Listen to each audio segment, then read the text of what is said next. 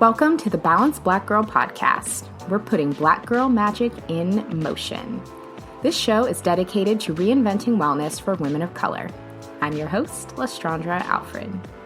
Thank you so much for tuning into the Balanced Black Girl podcast. If this is your first time listening to the show, welcome. Thank you for tuning in. And if you are a returning listener, thank you so much for tuning in again and welcome back to the show.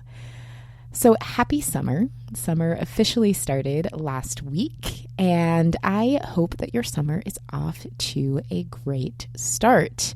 With longer days ahead, it's a really great time to focus more on wellness, on community, which you will hear quite a bit about in today's episode. And it's just a really great time to connect with those around you and those that you love. So I hope your summer is getting off to a great start. Before we dive into today's episode, I wanted to share with you the review of the week. This week's review is titled So Refreshing. It says, if you're looking for a refreshing and motivating podcast, look no further. This podcast feels very personal, and oftentimes you feel like you're chatting with friends who happen to know a lot about a wide range of wellness topics. This podcast introduces me to a diverse group of women that I'm connected to and share a lot of the same concerns, joys, and experiences that I do. Les has done an outstanding job of gathering and celebrating our differences and similarities. Great work. Thank you so much for this amazing review. I really, really appreciate it. That is a huge goal of the show, is to bring different perspectives that we can relate to, that we can learn something from if they're different than us, to hear different voices so that more of us can feel represented in the wellness space. And I am so glad that listening to the show does that for you. So if you have not yet left us a review for Balanced Black Girl on Apple Podcasts, please do so. It is so helpful. It is how iTunes shows the show to new people. It's what helps us in our rankings, and it is what helps us really grow the community. So if you could please leave a review for Balanced Black Girl Podcasts on Apple iTunes, that would be a huge help. So today's episode is all about building community, and it's really, really special because the footage is from our very first live podcast recording that we just did last Friday here in Seattle. So doing a live podcast was something that I definitely did not expect to do so soon in my podcasting career and in the tenure of the show. But the Collective, which is an incredible social club organization here in Seattle, reached out and offered to provide the space and invited the Balanced Black Girl community to have a live podcast in their space. And I thought, okay, well, if we have the space to do it, let's give it a try and let's see what happens. And that is really how the live show came to be. And as I was trying to think of themes to do for the show and who I wanted to invite and what I wanted to create, it really made the most sense to talk about community and to talk about how important community is and why we all need a sense of community. And I'm not going to give too much away because you're going to hear quite a bit about that in the interview and in the recording. But really, really wanted to emphasize community in this episode and wanted to thank my community because that is really how the entire event came to be. It was so special getting to meet so many listeners and followers in real life, so many new people who'd honestly never heard of the show but just wanted to check out the event, and so many of my loved ones and members of my community who came out to support as well. And it was really, really beautiful. We had 3 incredible guests who I interviewed on a panel who you will get to know: Michaela Ayers, Trina Baker, and Felicia Johnson, who is a returning guest of the show. And all 3 of them were just phenomenal, brought such incredible perspectives. Each of them dropped so many gems in their own way, and I am just so, so grateful to have had the chance to interview the 3 of them for this event. We also had some really incredible partners who helped make the live podcast happen. As I mentioned, the collective, it was really their vision and them reaching out and offering the space is how it all really came to be. And our partners, Skinny Dipped Almonds and Sounds Seltzer, also donated some incredible goodies for the event, which also helped make it complete. So a huge thanks to our partners for making this event possible. A huge thanks to my incredible community for all of your help and support. And a huge thanks to all of our listeners who showed up and who asked incredible questions and who were so excited to connect as a community, because that is what it is all about. I also just want to give you a little bit of a heads up that at the very beginning, we had a little bit of microphone feedback. I promise that is not going to stay throughout the whole episode, just at the beginning. So bear with us. It only lasts for a few moments towards the beginning, but there's so much incredible, incredible content that our guests gave that you definitely want to listen to this entire episode all the way through, because it is so valuable. I learned so much from the three women I had a chance to interview. Our audience asked incredible questions, and I'm so, so grateful that our first live event was so uplifting, so powerful, and just that the energy was so fantastic. So I'm going to stop blabbing. I'm going to get into the live interview, and I hope that you enjoy the episode. Live podcast for Balanced Black Girl. Yes. So good. My name is Irie. I am an instructor at Burn Cycle, a personal trainer. Yes, thank you. Thank you. Thank you. Episode 27 on Balanced Black Girl, if you want to check that out as well. Got to talk with Les, yes. So I'm so excited to be a part of this. It's so dope to see women just being uplifted and empowering each other. It's really important, as we all know. So she asked me to introduce her. She's going to be speaking to some beautiful people who are going to give us some enlightenment. So let's give it up for Lestrandra, Balanced Black Girl Podcast. Yes.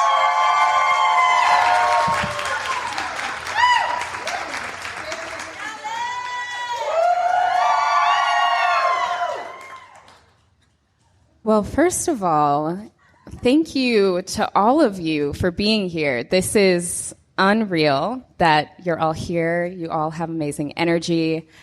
I started Balanced Black Girl back in October of last year. And a lot of it was because I was really sick of blogging and very sick of fitness. And I thought, I'll do something else. I'm a huge introvert.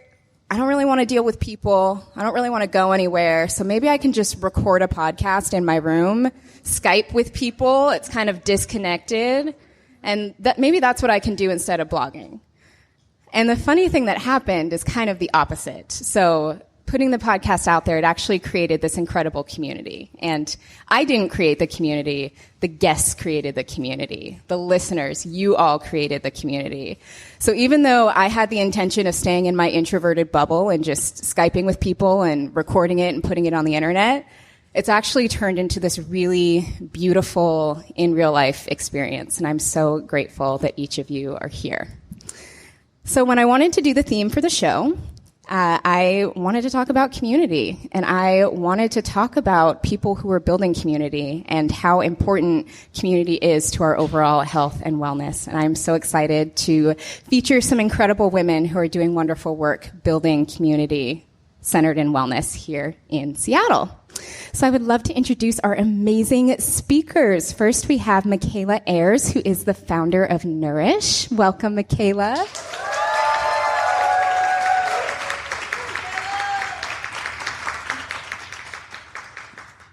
Next, we have Trina Baker, who is the co-leader of the Seattle chapter of Girl Trek. Welcome.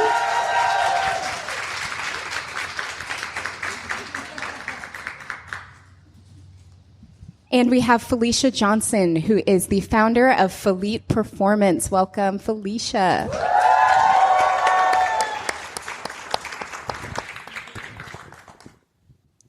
thank you all for being here and for being a part of today's live show. So I would love to take a moment and just have each of you introduce yourselves and tell us a little bit more about what you do. So Michaela, do you want to kick us off? Yeah, absolutely. Well, first, thank you so much for having me. It feels so good to be in this room around all of you beautiful people. My name is Michaela Ayers, and I'm the founder of Nourish, which is a social impact organization that's really focused on driving conversations and cultural change. Thank you. Trina. I'm Timeless Trina B., also known as Trina Baker, from Seattle, Washington. I'm with a group called Girl Track, and I'm going to share a little bit about the movement here in Seattle and the work that we're doing.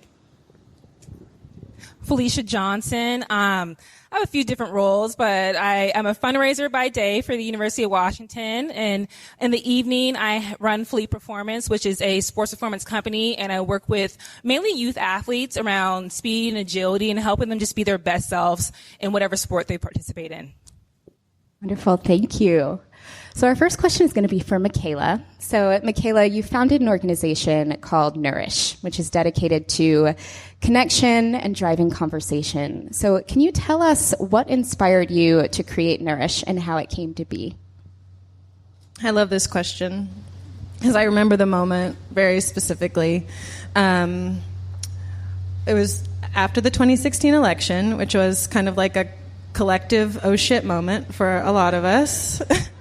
But I think it was a really important one for me specifically because it brought about this cultural, I think it held up a mirror to our culture and showed us what we really are.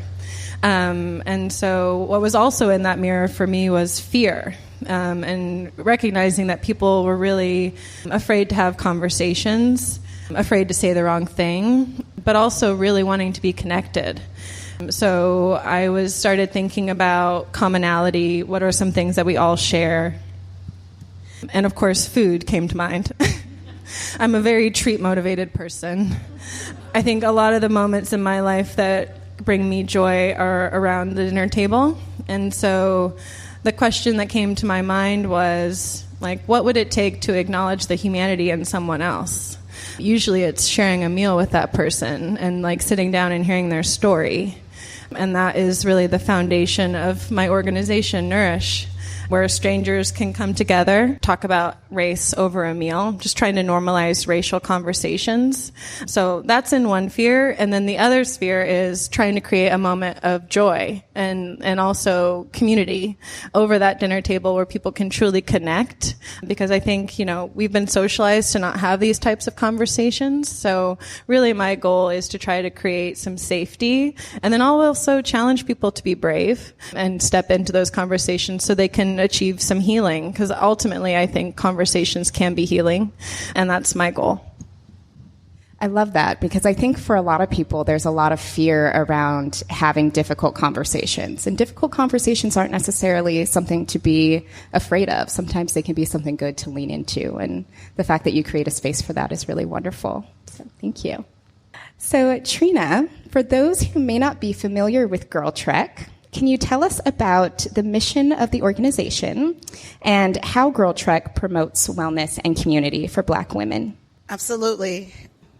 We are out in every neighborhood trying to mobilize Black women. And so the whole goal is to mobilize Black women to be change makers in their community. And what that looks like here in Girl Trek Seattle, that looks like Halloween. We are serving cider at Boo Bash to the children. That looks like Seward Park every fourth Saturday, walking the Seward Park loop. It's like Girl Trek is whatever you can make it within your own community. We're inspired by the women in our own community, and I'll be able to share some examples of what that looks like. But basically, it's walking your neighborhoods 5 out of 7 days for 30 minutes, doctor recommended, as well as we're not a fitness organization. We are about healing and self-care. And so using that 30 minutes more as a time for yourself.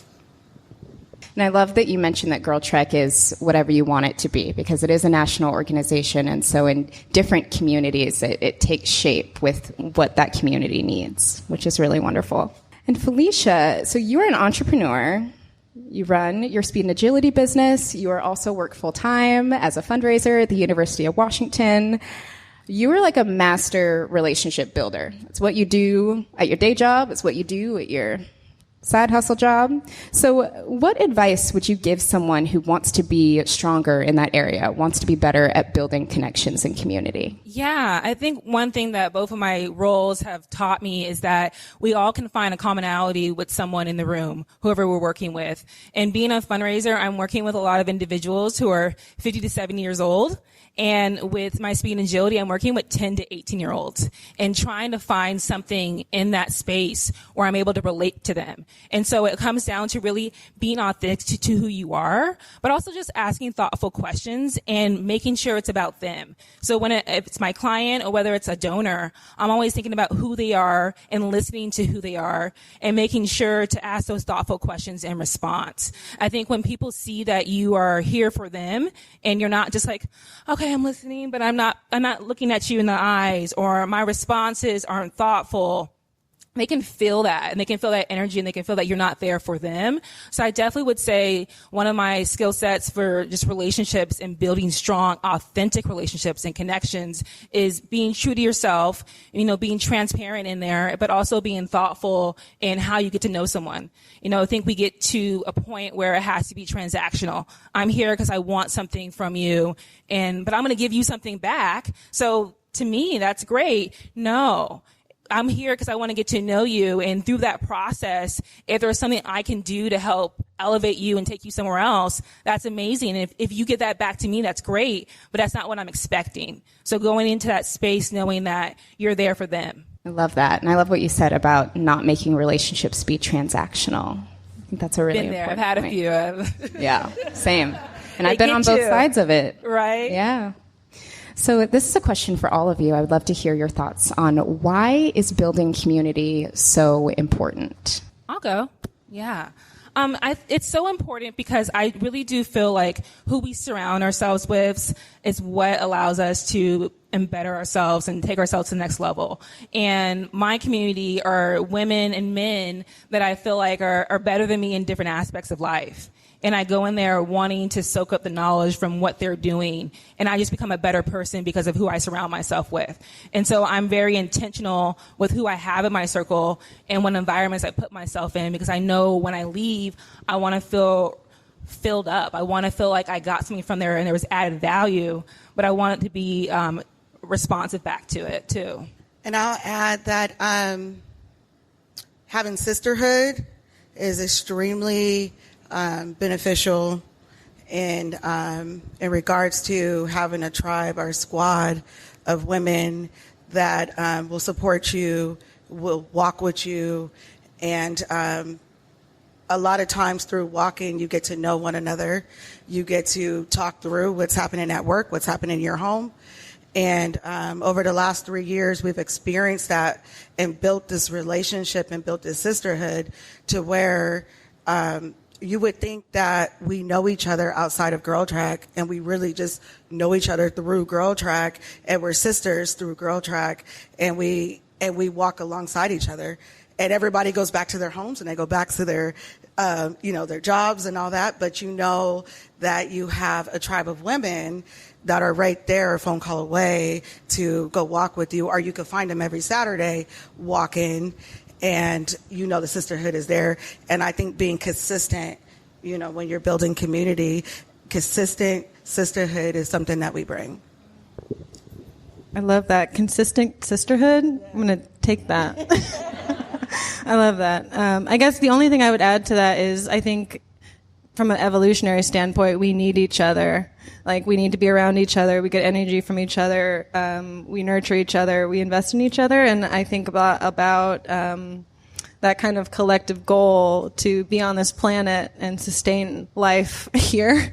And that's what drives me to build community, is like that shared goal, that commonality in the human experience, and being able to look at someone and acknowledge them, and with dignity and respect, and like with the goal of deepening that in a group, because we also need that, and that's safety. So I think along with all of those other beautiful things like consistent sisterhood, I think about, just the community of this place that we're in and the history of this place, and like honoring that.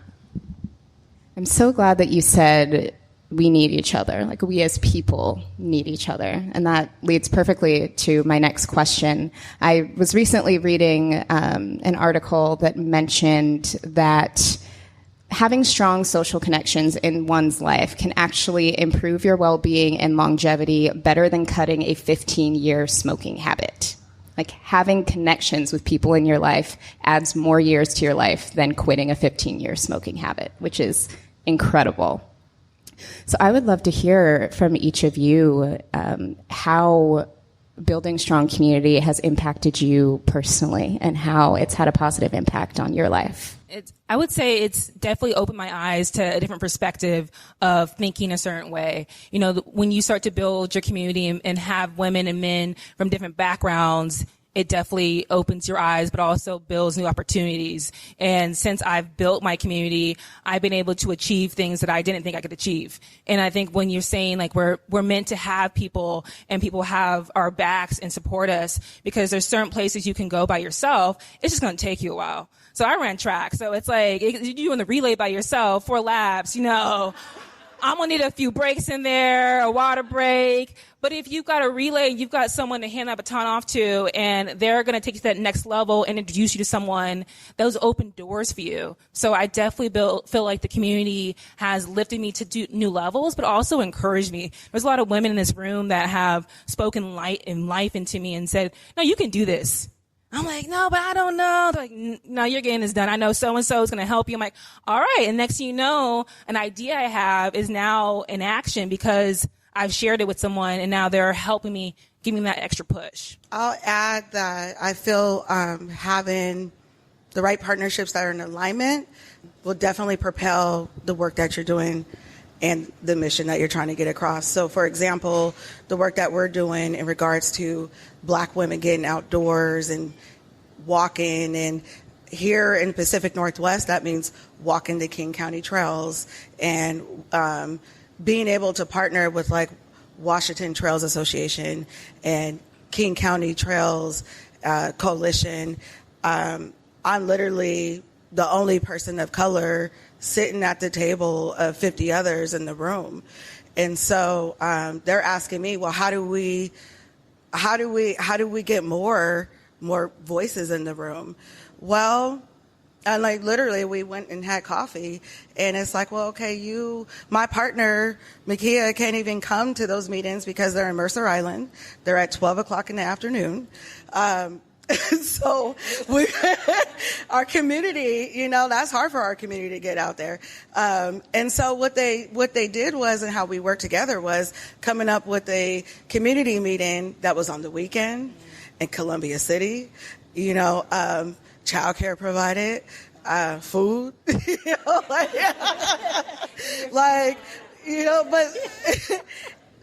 this is the kind of change that I'm happy to be a part in regards to building community and partnerships. Like, yes, we have a long way to go, but I will say after Girl Track is on their 4th season right now, we're on our 4th season, and everyone's asking us, what have you guys done before? Where's your support been before? We're volunteer-based. So we're telling them, no, we're just now learning about the opportunities that are available to us. And so they're blown away, and now they're at the table. How can they do better at reaching our community? And these are the conversations that we're having of how can we do better at this? And how can I share with my community the opportunities that I'm learning about that's available to us? Meeting people where they're at, which is so important. That is how you get more people in, is you make it accessible and available, create that space. Well, I'm gonna get authentic with you guys. I grew up in Nebraska, and I feel like that's an important fact to share. But I say that because, I grew up in a culture where I was always the other. Like, bringing the lens of Blackness into this conversation, I feel like I was always not included. And that has really formed my principles around what belonging means and what community means for people who are traditionally not included in that conversation. And then also how society by design excludes us from each other, and doesn't support belonging for people who have certain types of identities. And so that is what ultimately drives me to create spaces for people, because I think as an individual, there's so much trauma that we're kind of socialized in every day. And then also when you add on top of that, not having community, there's a lot of pain, and then there's a lot of healing that needs to happen in order for you to feel truly seen. And I think about that a lot when it comes to, being a woman of color in a lot of spaces that are predominantly white. How can I feel seen and heard and also safe in those spaces? And how can I create that space for other people? And so it does mean that you have to model a lot of radical vulnerability, and it does mean that you have to be willing to step into an experience that is uncomfortable.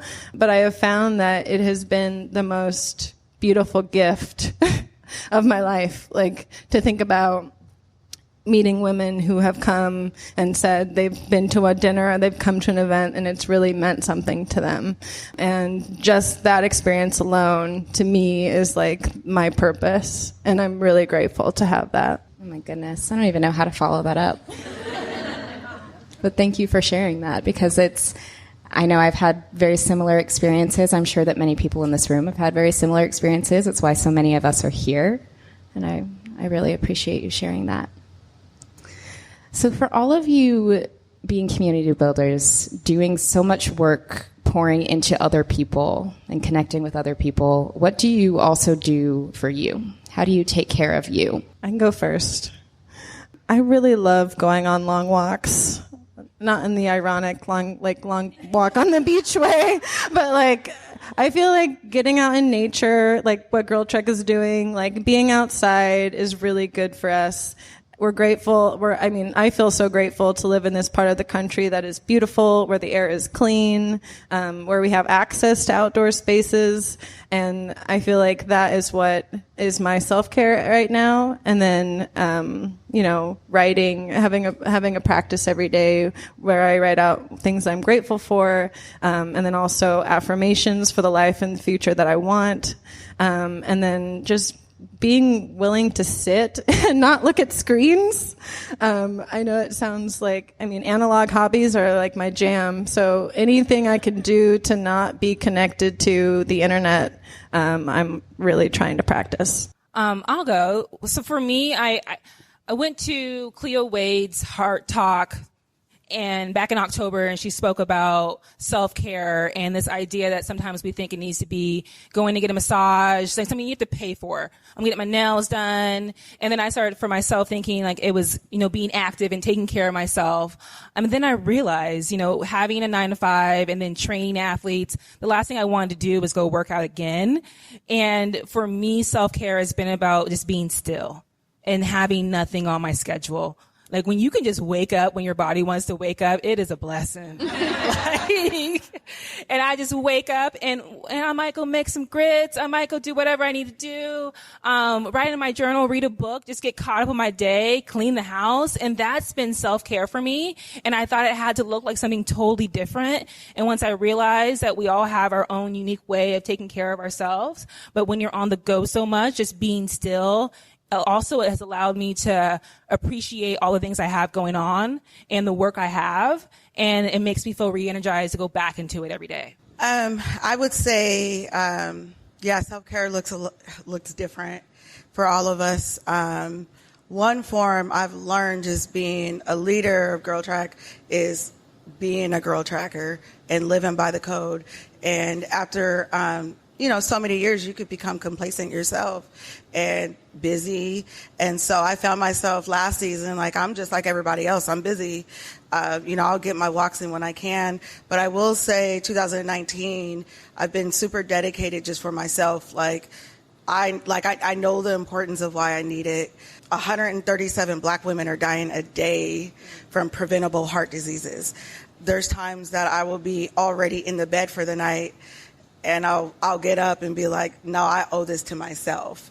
And so kind of taking on that mindset of no, like, I know I need this for myself. And then not only that, but being grateful for the ability, the movement of my legs. And, this is something that I'm able to do. Not everybody's able to walk. And then it also helps to have a little fur ball. She's 7 pounds. She's my princess. Her name is Cinderella. So, like, literally, like I have to get out and get fresh air morning, afternoon, and night, no matter what. So she helps. and that's helping me be accountable, like, for real. Like, I wanted to be accountable. And so having her keeps me accountable to get outdoors and get moving. What I love about what you just shared was talking about leadership and really making sure that as a leader, you also have to walk the walk, which no pun intended for Girl Trek, but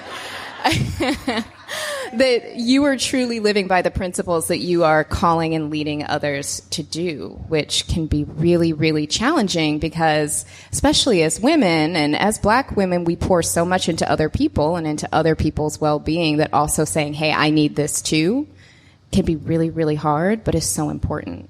Yeah. So, Felicia, this question is for you. You are also the queen of taking online connections offline into the real world. So, during a time where it's easy to only feel connected to people digitally, and I know, Michaela, you mentioned this too, that screen time without screens is self-care, which I agree with. Felicia, what advice do you have for people who maybe want to take some of their online connections offline?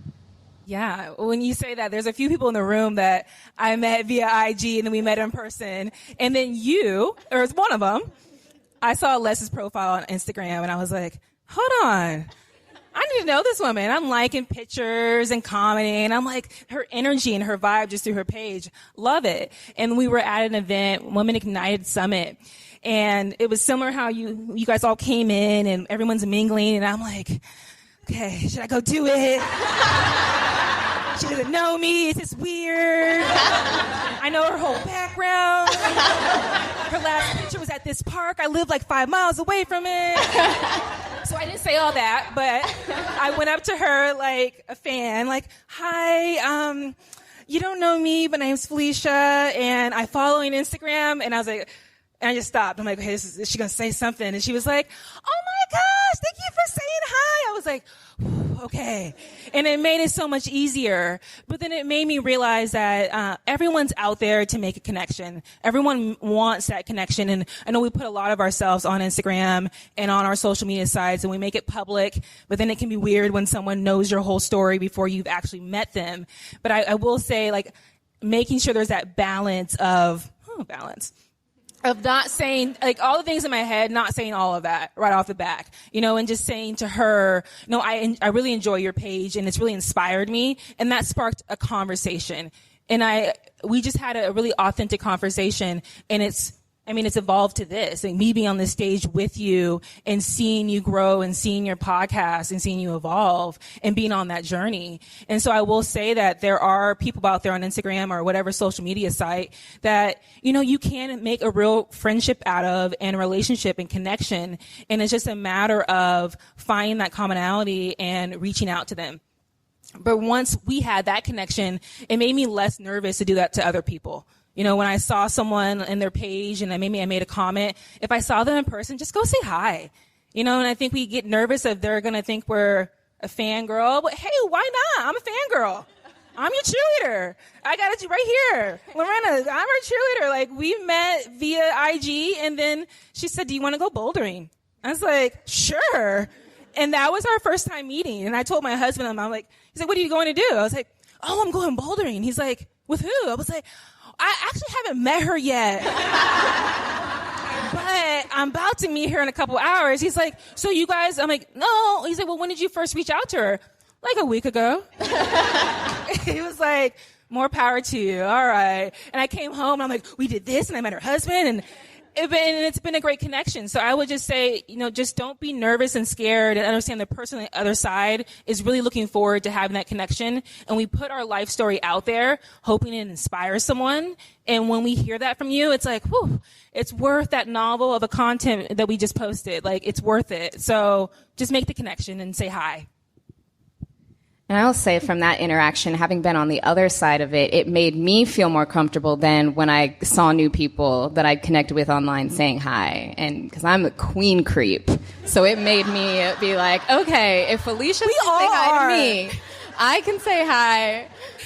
My friends are in the front row because they know how creepy I am. I think it's humbling because I think we all realize that we are. Like, my page will take me somewhere, and next thing you know, I'm like, how did I end up here? Follow. Yep.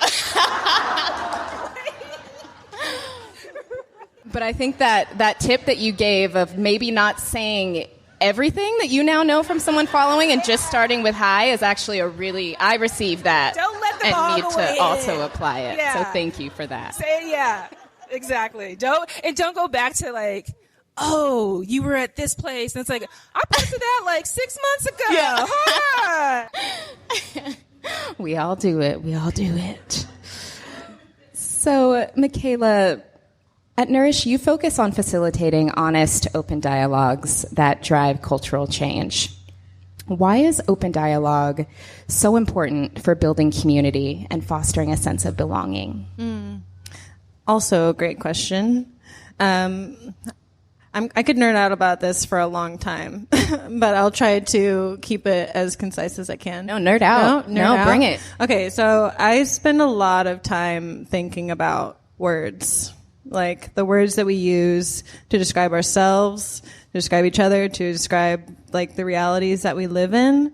And I especially, think about being racialized, living in a society where we are racialized beings, and how if you are not able to truly express that experience, you're not able to tell your whole story.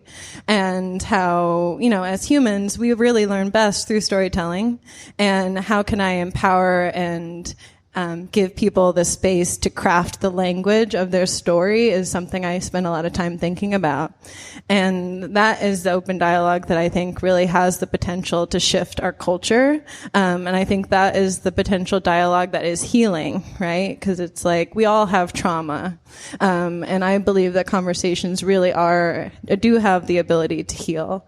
So it's about trying to create a space for people to step into that and kind of understand, what does that mean for me? What is my experience as a racialized being? How do I live in this world that was constructed underneath that as well? And I think when it comes to building community, it's about trust and being willing to step into that experience and trust the people around you to hold that space, while also making room for like joy and laughter and like silliness and all of those other things that come along with being human. And so to me, it's like the complexity of all of that. It's like, that bite where you get a little bit of this and a little bit of that, and you get kind of like that mixture of a whole being in a story. And that, I think, has the power to shift an individual and then a collective group of people. I'm so glad that you nerded out with us, because that was just really beautiful, and really the point that trauma and joy can coexist. Both of those things can be true, and there's so much value in sharing and connecting over all of who we are as beings. It doesn't just have to be the good stuff or just the bad stuff, but we can heal with all of it. It's wonderful. Thank you. So, Trina, I would love to talk a little bit more about walking, because walking is definitely at the core of what Girl Trek does. So why is walking such a powerful form of self-care? First of all, doctor recommended. So that's the minimum of physical activity that we should be doing 5 out of 7 days for 30 minutes to prevent heart disease. But I think there's power in activation and movement of your steps and reclaiming your neighborhood. So part of Girl Trek and the work we do is reclaiming your neighborhood. And there's an annual walk that we participate in called Save Our Sons, inspired by Kathy McCoy. And I've walked Rainier Beach Community Center to Rainier Playfield. And the whole idea was inspired from a Girl Trek TED Talk that our co-founders had participated in. And what they were saying was, with Trayvon Martin, had a black mama been walking the block would that crime still have went down? And so that now came back to Seattle of the same, like, if black mamas are walking the block for 1 hour on a high crime area, maybe no gun violence will happen on our watch. And so that is essentially like the core of Girl Track, beyond like every fitness goal. Like, that's the core of like that civic and that social justice piece of walking, is reclaiming your neighborhood. And we're inspired by the women in our communities, like the Kathy McCoys. And for example, tomorrow we're having a mental health walk to raise awareness for June is PTSD Awareness Month. And so raising awareness for mental health, partnering with Therapeutic Health Services, inspired by one of our trekkers. She said, hey, has Girl Track done a mental health walk? No, we haven't. Let's do it. And that's kind of how Girl Track is operated. We're inspired by the women right here in Seattle. Last week we had a sister circle, a healing circle for one of our sisters that is mourning and going through grief within her family. We literally circled among her and her daughter to speak life. And so that's where walking takes us. Like, it's way beyond just clocking miles and getting our steps in for the day, which is great. But the other side is that the power behind when black mothers walk. And that's the whole goal of Girl Track, is we're recruiting 1 million walkers by 2020. And the whole notion is, what would happen if black mothers got together and walked? Like the simple, not even black mothers, black women, because you don't have to be a mother. But what would happen if black women were to just walk and let's just start there, and everything else will happen organically. And that's what's happened in the last 4 years in Seattle. I just have chills as you're saying that, because that goes even beyond the how do we build community, but how do we make our communities better? How do we do something that's good for ourselves and good for our community at the same time, which is really, really beautiful. So next question is for Felicia. So although you now call Seattle home, you are a California native, maybe for people who don't know Felicia's background, from the Bay Area. So what tips do you have for those who may be looking to create community in a new city or in a place away from home? Yeah, so being from California, the Bay Area, I came here for college, and I think being in that setting, it allowed me to make some friends right off the bat. Ran track there. I had the track community. I had those who I was in the same class with. But it wasn't until I moved to Spokane in my mid-20s. Yeah, I see a face. Yeah, that's what people were looking at me. I'm like, Mom, I'm moving to Spokane. And she's like, what's that, Montana? Idaho? I was like, might as well be. Yeah, she was really concerned. But I moved there with my now husband, and we went there to, we both got our graduate degree, and we both had a job there. And being there really made me realize, like, I love people, and I always thought it was easy to make friends, but I think it was also because the setting I was in, other people were eager to make friends too. And I got there and I realized everyone kind of already had their cliques in their community. And here I am, like a little puppy, like, I want to be your friend. I want to be your friend. And everyone's looking at me like we've got our group. And so I had to put myself into spaces that were going to allow me to make some new connections. And I could have just became best friends with my husband and been with him every day, but then we probably wouldn't still be together. We're still good friends. Yes, we're still best friends, but I needed to actually have other people and women that I can go to. And so I found a gym. I found a gym that was all about women, and it was a CrossFit style gym. And then I found a church. And then I found different communities and spaces that I would go to solo. And then that really helped me kind of break that and get out of my comfort zone, is going by myself. And there's always like the other person that's by themselves too. You see them in the corner. I'm like, yes, I'm not the only one. And I gravitate towards them and make conversation. But I think for me, it was definitely just putting myself in that space and being proactive. And if you talk to someone and it was like, oh, hey, like, let's catch up another time. I'm that person that's like, texting you, okay, so we said we're going to catch up. Are you free Tuesday? How about Friday? And they're like, oh. And if they don't respond right away, like, they're not serious. Okay, next person. You know? And so that idea is like being proactive and putting action behind it. If you're just sitting at home and hoping friends come to you, it's not going to happen. But I think Seattle has grown, and moving back to Seattle in 2016, realizing that there's women like you creating spaces like this, and there's other events that you can go to. And so it's out there. You just have to go find them and then put yourself in that space. Michaela, I would actually love to hear your thoughts on the same question. For you being a Nebraska native, which is also a very different environment than the one that we're in now, what building community in new cities has looked like for you as well? It has been, it's like a different kind of introvert extrovert exercise for me in terms of putting myself out there. And it's coaching myself, like, you got this. You know jokes. You know, it's like you're nice, you smell nice, you can do it. So there's a lot of like internal narrative that happens when I come into a space. But then when I'm in that space, it's like same story. Like who's maybe here by themselves, who, like, I'm all about trying to find commonality. So it's usually starting from that place. And I am an infinitely curious person, and so I actually have a book of questions that I sometimes I'm like, okay, let's go through this list here and see what kind of like conversations I can create, because ultimately that's what my goal is trying to come out of any event with like one meaningful connection. I'm not trying to talk to a million people, but I'm like, can I meet just one? And then from there, like, how can I cultivate that? Like, how can I hold on to that and plant that seed and see what happens? And you know, I think what's challenging sometimes about Seattle is like the landscape and the atmosphere and the ecosystem is changing really rapidly. And so for me, it's like, how can I find a space for women of color?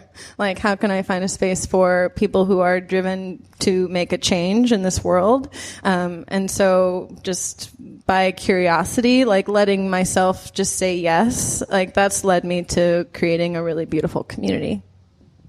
So many gems in there. So make sure you have your jokes, have questions. The jokes don't hurt. Jokes don't hurt, but even if you just look to connect with just one person, right? Find one common thread with one person, that's so much less intimidating than trying to maybe work the whole room, especially if you're on the introvert side of the scale, like we are. So we're going to start wrapping things up with our questions from me before we open it up to questions for the audience. So I would love to chat with you ladies about just a couple more things. This next question is for Trina. So how can folks get involved with and support Girl Trek? And what is coming up next for Girl Trek Seattle? I'm going to try not to give a loaded answer because we have so much going on. Honestly, part of my role is organizing with a group of women, and I really try really hard to reach our community in different aspects and avenues.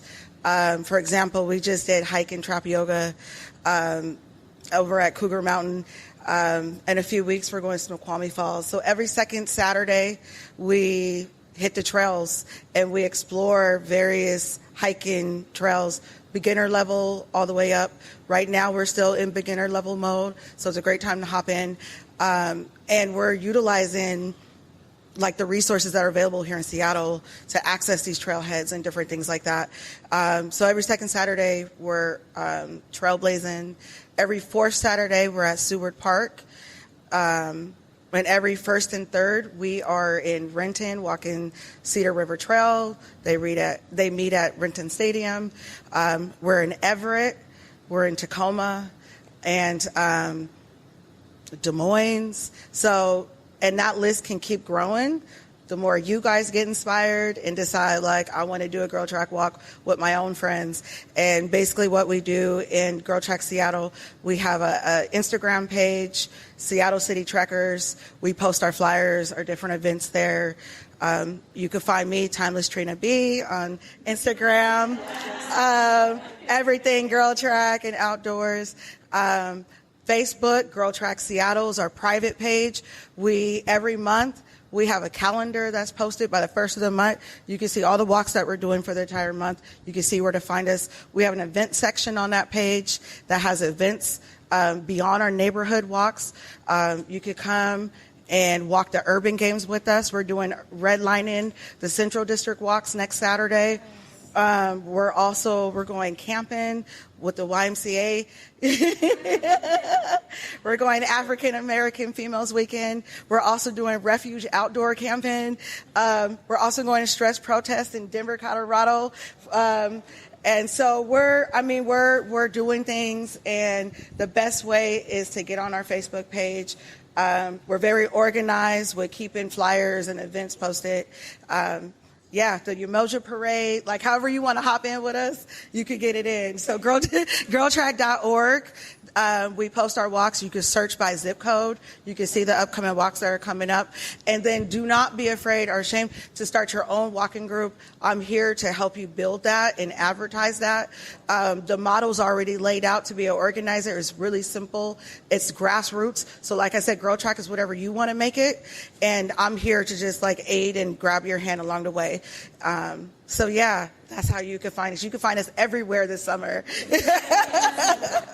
Amazing. Thank you. And we'll make sure that we link to that Facebook group in the show notes too, so that you all after this, or listeners at home, are able to get there and get to the events, because they're doing some incredible things. So Michaela, what is next for Nourish? What's coming up for you? How can we support and get involved? Yeah. Well, I think the fun thing about Nourish right now is it's evolving. So like, how many people in the room here like have side hustles, like on their own maybe? Yeah. Cool.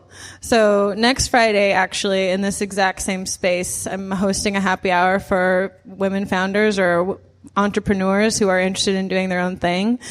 Just trying to connect women with resources, and really also people who are in that kind of like bookkeeper, lawyer, like people who you really should talk to when you're thinking about starting a business. So if that sounds interesting to you, you can find those tickets on my website, and that'll be here next Friday. And then also I'm starting a picnic series when it comes to having conversations about race and telling your story. So that's something that I'm kicking off in July. And then the rest you'll just have to stay tuned. I wish I could say I was going to Denver or Colorado. That sounds... I still can. That's true. I could just come to your thing. Yeah, but that's all for me.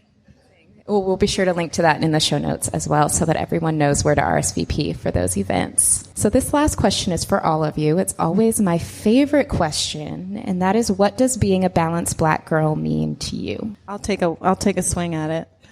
To me, it's holding space for myself and being patient and loving myself every day, but then also holding space for other people, and that balance between gratitude and like radical acceptance, and just really trying to embody like that empathy every day for myself and other people. Definitely having a spiritual foundation, because I do work a full-time job, and Girl Track is my side hustle, my passion.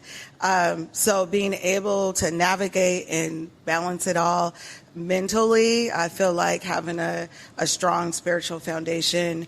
And honestly, like, I build my spiritual connection through walking. And I didn't realize that until this year, where I'm like, oh my gosh, like, I'm releasing, I'm thinking of my best ideals, I'm connecting, and so I've found my spirituality through walking, or strengthening that, I'll say. But I think too, just having a lot of grace with yourself. Like, I have a list of what the balanced Timeless Trina B looks like, and that's getting up at 5:30 and going to the gym and meal prepping. But I settle with 30 minutes of walking after work, and you know what I'm saying, and having happy hour with my friends. Like, so I'm having a lot of grace with myself. Like, okay, this is what I can do, and this is what I can commit to. And I do have the list of goals and the things I would like to strive to be that ultimate balanced Black girl. But I'm human like everybody else, and so it's still a struggle getting there. Definitely. For me, I would say is I give so much. And so I want to continue to give, but be more open to receive the energy back. And I think sometimes I'm always like quick to say yes and give. And someone says, I want to do this for you. And I'm like, no, you don't have to. Yeah, you do. I'm gonna let you do that for me. And so having that balance, but also, like you said with Grace, is understanding that sometimes my balance just might be a busy season for me, and we have those seasons and cycles, and to be able to be comfortable going through those different cycles and understand that there will be a time where I will have more balance, and there'll be a time that it'll just be very chaotic, and understanding that and being okay with that. I love that. Thank you all for those incredible answers. And I always love asking that question because it does look different for everyone, and getting to see a snapshot into what balance looks like for each individual is really wonderful. So thank you.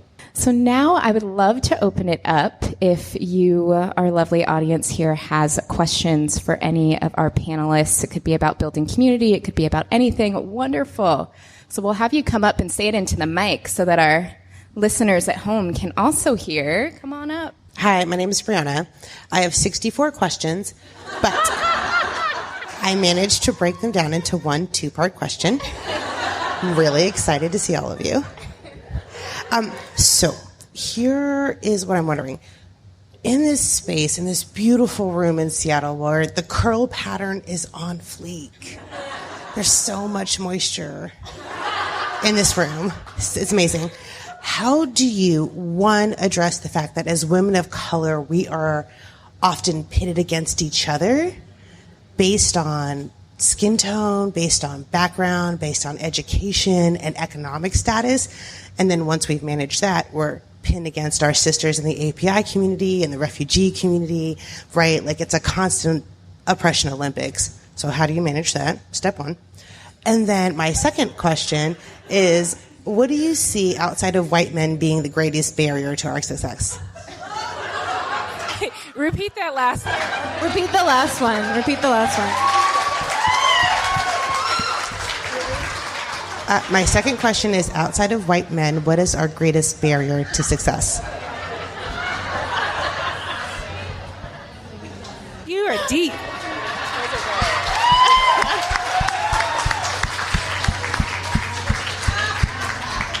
She just came and dropped the bomb on us. Like, Oh, like, good. No, we're here for it. don't say sorry. I will answer the first part. That's an easy. So, how do we kind of take away that competition and think about how we collaborate more rather than being against each other, whether it be by race or, I'm dark skinned, I'm dark chocolate, you're light chocolate, whatever it might be.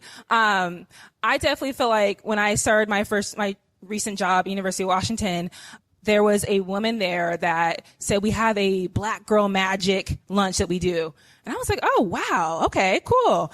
And she invited me to it, and she created a space where it was all about us coming together and meeting other women. So I would say, like, to that first part is thinking about how you can be that platform and how you can be an advocate for others by being an example. Instead of kind of going with whatever anyone in the group saying, bring other people in and be that person that starts that communication, that starts that collaboration, and let people be motivated by you and inspired by you and have that voice. I definitely think we all play a role. And if we use our platform, our voice to promote goodness and to understand that we can all work with each other. And when you're thinking about who you want to work with, how can you make that diverse? How can you show you and someone else that come from different backgrounds working together? And so you can really much be the starter to that conversation. We've got part 2. I see you looking at me. You got the words. I did say that I liked words, so I'll do it. I'll take a bullet for it. I think it's hard because there's so many obstacles, right? But I think fear is one that I want to address as something that holds us back from addressing or confronting or trying to teach people. And so I think about that a lot and how fear really disables us from being able to create solutions. And so I think about, like, where does fear live in my body? Where have I experienced it? Where do I feel it? And being able to isolate that. And that way I can be in control when I'm triggered. Because that is what is keeping me from finding a solution, right? It's like I'm trapped in my trauma and I can't react in the way that I want to. And so how can I, be aware of my nervous system, be aware of what's happening in my limbic brain, and coach myself to still be present in that moment and correct that person with compassion. And then also, it's not our role to teach every person. I don't believe that's true. There's people who want to be taught, and there's people who want to exist as they are. So how can I create safety for myself if they're not willing to learn? But then also, if they are willing to learn, how can I make this an experience where both of us feel like we can walk away with dignity and like that meaningful connection? So there is no real answer, but fear is I will say, will be my biggest obstacle. Beautifully said. Thank you both. Do we have more questions from the audience? Yes. Hi, I'm Trina. My question is for Trina. My question is how you told us like all of the great things that Girl Trek has coming up, but how do we sign up? Is there a form? How do we join you? Do we just show up? How does that work? Hey, Trina. Girltrack.org, you take the pledge, number 1. After taking the pledge, you're now in the Girl Track database. You'll receive emails from Girl Track National, which personally are written by the co-founders, Vanessa and Morgan. Shout out to Vanessa. She's actually from Seattle. So one of the co-founders of Girl Track is from Seattle. And Girl Track was not slated to even happen in Seattle because it wasn't identified as a heavy populated Black community. But being that she was from Seattle, it had a little piece in her heart to start Girl Track here in Seattle. So I just had to shout out Vanessa, who went to Garfield High School from Seattle. But yeah, girltrack.org, you take the pledge. Once you take the pledge, you're in the database. And then you'll start receiving emails. And then from that point, you have the capability to post your own walks. There's a map in there where you can host your own walks. The information is there. There's also like organizer tips. You can see all the whole shabam of how to start Girl Track, what Girl Track looks like for you. The Harriet calendar. We have a Harriet handbook, that gives Girl Track everything, do's and don'ts, and how you can start Girl Track in your community. You identify us by looking for the blue shirts. So absolutely, you can show up to a walk. Ideally, we want you to RSVP, but really you can show up to a sewer park on a 4th Saturday, March through November. We're there, rain or shine, 9 a.m., and that's a nationwide thing. Sisters are walking 9 a.m. nationwide. We call it Superhero Saturday. And so Sewer Park is one of our staple locations for 4th Saturdays. So you can find us in blue shirts and just be like, Girl Track, I'm here for Girl Track, and we're going to welcome you with open arms. Thank you for that question. Do we have another one right over here? And actually, so if you guys don't know Abiyala, you should. One, you should absolutely take her Trap Vinyasa classes every Thursday. 2, she was our guest on episode, I think 5 or maybe 6, right in the beginning, one of our very first Balanced Black Girl podcast guests. So take her classes, listen to her episode. Thank you, Liz. Love you. Yes, my name is Abiyala. It's a pleasure to be here. My question, first of all, I loved your answer to the last question with the fear and just being really mindful and processing where your actions are coming from to respond that way and understanding the root cause. I just think that was really beautifully said. I wanted to ask Les and the other panelists, what's really phenomenal right now is we have so many women of color who are creating these spaces. Each one of you are creating such powerful spaces that I really respect and continue to honor. But at the same time, there is always this thin thread of competition that we have against one another, like only one of us can be in that space, or only one of us can command that space in that way. And to be honest, I know sometimes it pops up and I have to find where that fear is coming from. So I wanted to learn a little bit more about your processes as to how to not move in action in that.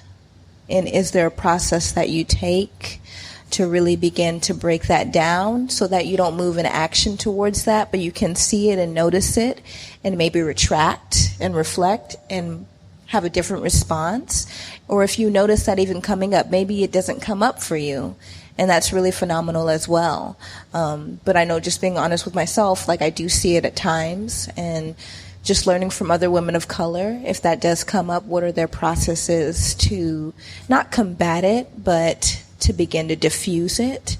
I would love to learn more about that from you. And my second question would be, as brown women in Seattle, I know, Felicia, you're married, but others of us are not. Okay, yes.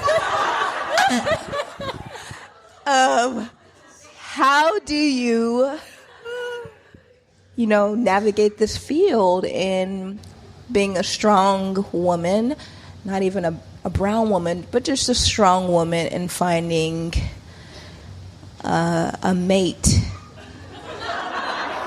that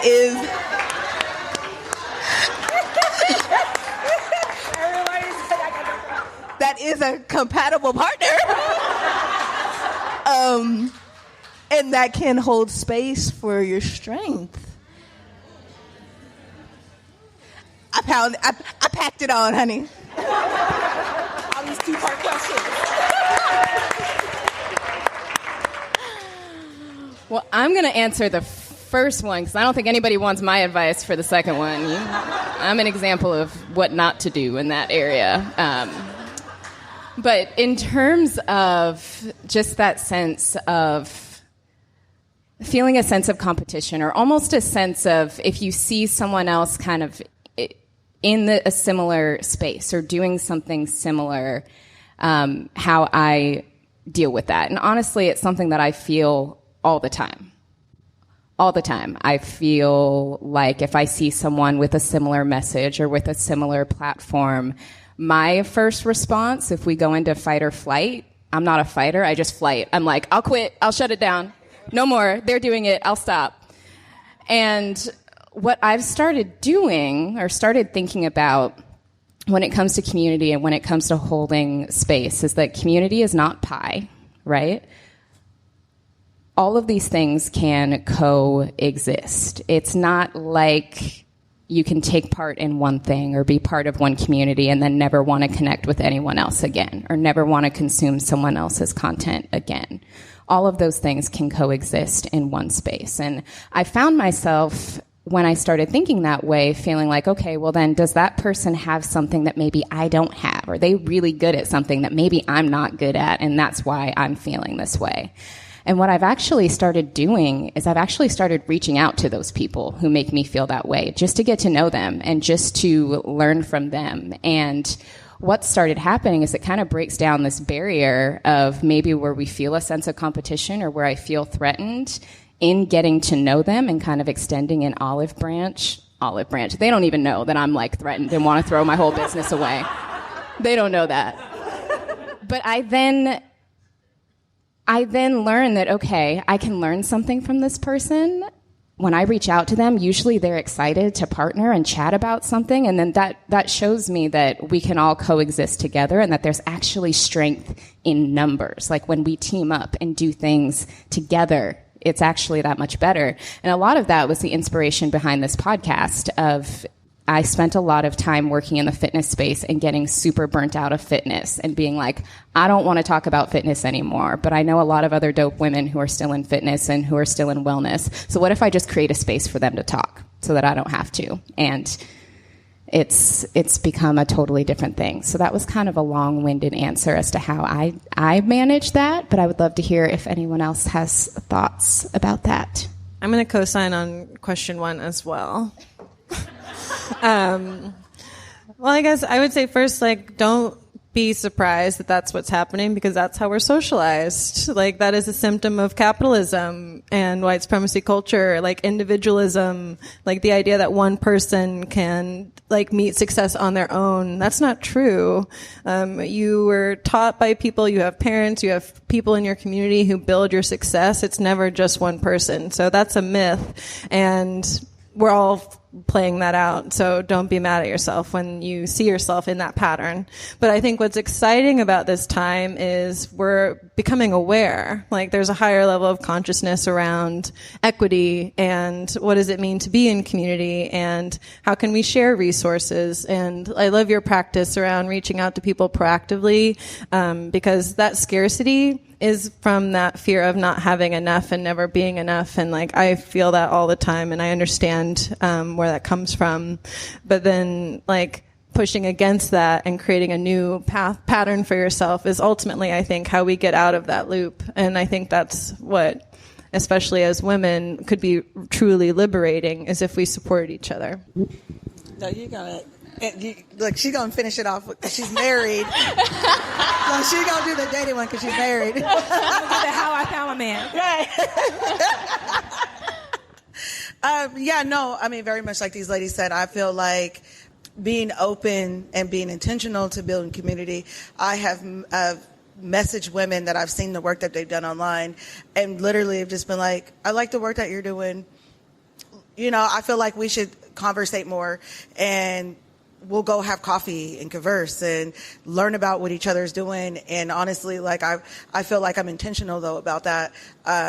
Like, when I started Girl Track, I reached out to a lady that was doing Black Girls Run. You know, we do similar work. I need to know how you're doing the work that you do to, you know, so I can know how to build the work around what I'm doing.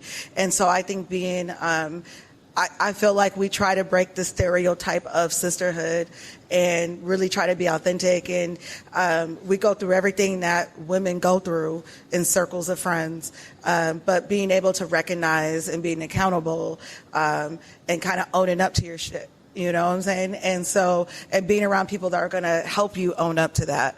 And so, yeah, I think just being intentional about building that versus looking at it as a downside.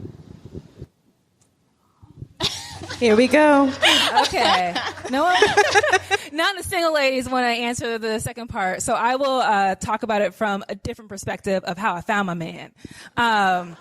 So for me, I will say we've been married for almost 3 years, together for 8 years. And we met down here somewhere, but we met once I kind of took down these lists that I had that didn't make sense. Not saying lower your expectations or standards, but like he needs to be 6'4". I want him to be a basketball player. I want him to be dark chocolate, all these things, you know?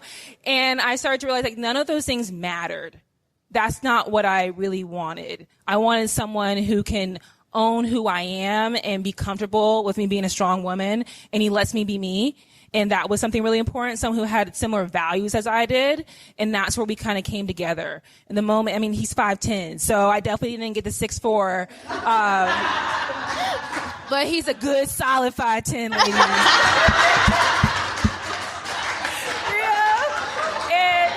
And he comes from a strong family of women, and so he knows how to treat women, and he respects me, and he lets me just go be me. And that's what it's all about. I dated men before that needed me to be small and shrink into a box, and I am not that. And I kept wondering what was wrong, and it was because I was prioritizing the wrong thing. I needed someone that would let me own my power and be my cheerleader. You know, and so that's what he is. I mean, he does his own thing, and I've learned how to also support him. You know, I was used to having that attention and being that, like, that person, and understanding that I also have to be vulnerable with him and allow him to have his space to do his thing, and for me to support him the same way he supports me.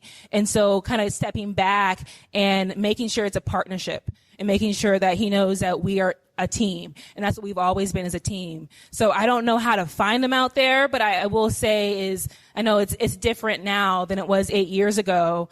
We met right out of college. So we had that friend in common that connected us, but I don't know, these different sites they got out there swiping and I feel like my mom, she's like, I couldn't date in these days. I feel the same way, Mom. I couldn't date in these days. I don't know. But I definitely think it's like being proactive and getting out there. But at the end of the day, if the pool's not out there, it's not out there, you know?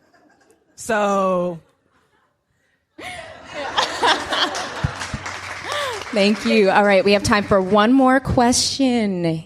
Yes. Hi, I'm Janae. So my question is, I come from kind of a multicultural background, and I find at times it's hard to, I'm an introvert too, so it's kind of hard sometimes to connect with people, because as an introvert you want to deeply connect with somebody, but when you come from a multicultural background and then you try to connect with people who aren't from multicultural backgrounds, what's the best advice that you have to connect with people who don't have your same background? I think that it's about finding one commonality at a time. And I think that helps for both the being an introvert and also maybe connecting with people who have different backgrounds than you. I know for me as an introvert, I can get information overload really quickly if we go all over the place and talk about all these different topics with all these different people.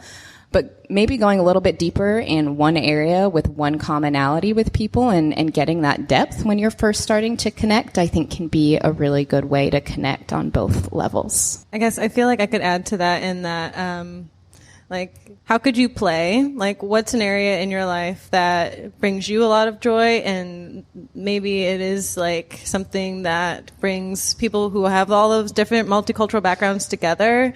And then for me, it's like, I got to keep asking a question until I get to a value. Like, what do you value about this? And I feel like that has helped me as someone who is also introverted, like, make a deeper connection, because it's like, why? I just, like, always come back to, what is your purpose? Why are you here? What did you want to get out of this? And that has helped me get to that commonality a little bit faster. I would say, one, just being open to learning one another. And I feel like part of the work that we do, for example, we're doing an event this Sunday in SeaTac at the YMCA, and it's called Healthfulness, talking about healthy sisterhood.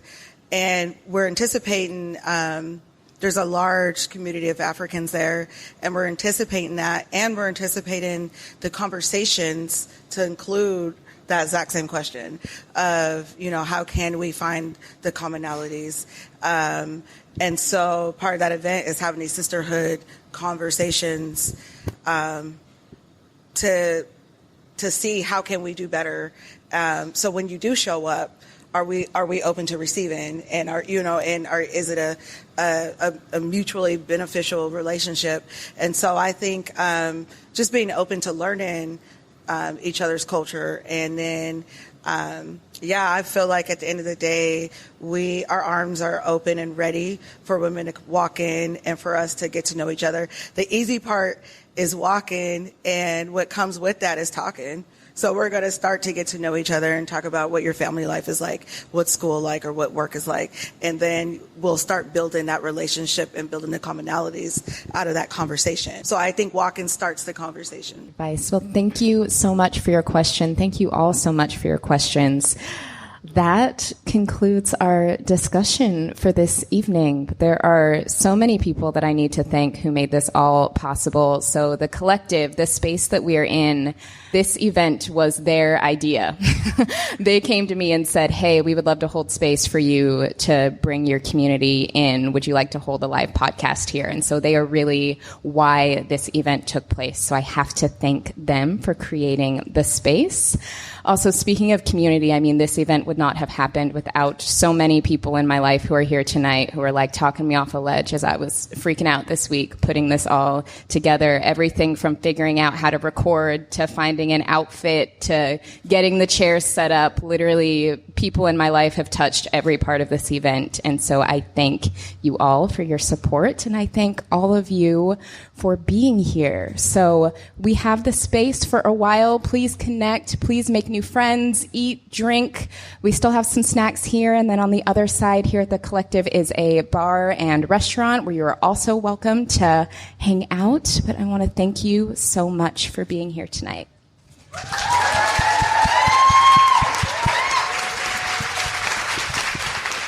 And please give it up for our amazing panelists.